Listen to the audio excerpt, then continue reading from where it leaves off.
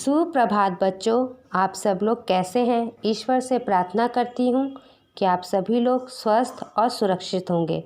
प्यारे बच्चों, आज हम लोग पाठ 33 पत्र लेखन का आदर्श पाठ करेंगे। तो चलिए शुरू करते हैं।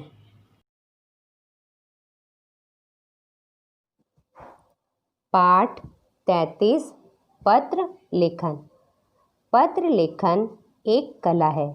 आज दूरभाष और इंटरनेट के युग में भी पत्र लेखन का अपना महत्व है। यह संदेश भेजने और प्राप्त करने का सबसे सरल और सस्ता साधन है। पत्र के माध्यम से हम दूर बैठे अपने मित्रों व सगे संबंधियों से विचारों का आदान प्रदान सरलता से कर सकते हैं। विभिन्न कार्यालयों, संस्थाओं आदि में भी पत्र लेखन ही सूचनाओं संदेशों के आदान प्रदान का मुख्य माध्यम है। इस प्रकार से बच्चों हम इसको समझ सकते हैं कि पत्र लेखन विचारों के आदान प्रदान का एक श्रेष्ठ माध्यम माना जाता है। अब हम लोग पत्र लिखते समय किन किन बातों को ध्यान में रखना चाहिए उस पर प्रकाश डालेंगे। पत्र लिखते समय निम्नलिखित बातों को ध्यान में रखना चाहिए। नंबर 1, पत्र की भाषा सरल, स्पष्ट और स्वाभाविक होनी चाहिए। पत्र साक्षिक होना चाहिए, अनावश्यक विस्तार नहीं होना चाहिए। पत्र लिखने का मूल उद्देश्य स्पष्ट होना चाहिए। पत्र लेख सुंदर और स्पष्ट होना चाहिए। पत्र में विराम चिन्हों आदि का पूरा ध्यान रखना चाहिए। पत्र में लिखने वाले का पूरा पता तथा दिनांक उपयुक्त स्थान पर साफ साफ लिखा जाना चाहिए। तो बच्चों, इस प्रकार से हम लोगों ने पत्र का अर्थ और पत्र लिखते समय किन किन सावधानियों को रखना चाहिए हमने उसको समझा। अब हम लोग पत्र कितने प्रकार के होते हैं उस पर प्रकाश डालेंगे। तो बच्चों, पत्र 2 प्रकार के होते हैं। पहला औपचारिक पत्र, दूसरा अनौपचारिक पत्र। पत्र कौन कौन से होते हैं? पत्र 2 प्रकार के होते हैं, औपचारिक पत्र और अनौपचारिक पत्र। पहला औपचारिक पत्र। पहला औपचारिक पत्र अधिकृत सरकारी, गैर सरकारी या सरकारी कार्यालयों को लिखे जाने वाले पत्र औपचारिक पत्रों के अंतर्गत आते हैं। कार्यालय द्वारा अपने अधीनस्थ विभागों को लिखे गए पत्र भी इसी श्रेणी में आते हैं। अनौपचारिक पत्र। अनौपचारिक पत्र वे पत्र आते हैं जो परिवार के लोगों, निकट संबंधियों या मित्रों को लिखे जाते हैं।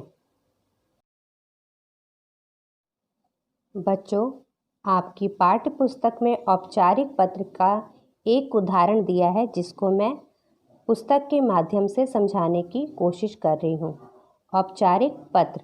औपचारिक पत्र का प्रारूप: मकान संख्या, क्षेत्र, शहर, प्रेषक लिखने वाले का पता, दिनांक, पाने वाले का पद नाम, पाने वाले का पता, विषय, संबोधन, विषय वस्तु, 2 या 3 अनुच्छेदों पर धन्यवाद सहित, स्वनिर्देश, हस्ताक्षर, पूरा नाम तथा पद।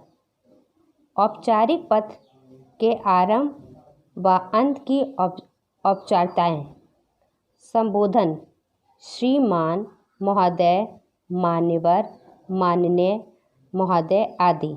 अभिवादन: औपचारिक पत्रों में अभिवादन नहीं लिखा जाता है।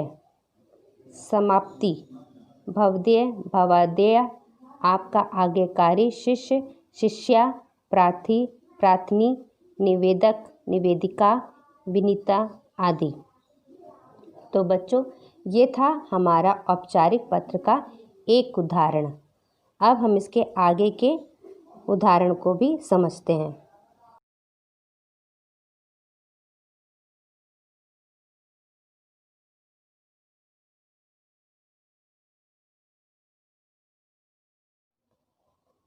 अनौपचारिक पत्र के आरंभ व अंत की अनौपचारिकताएं।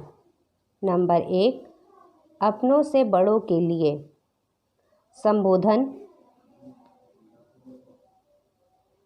पूज्य, माननीय, आदरणीय आदि।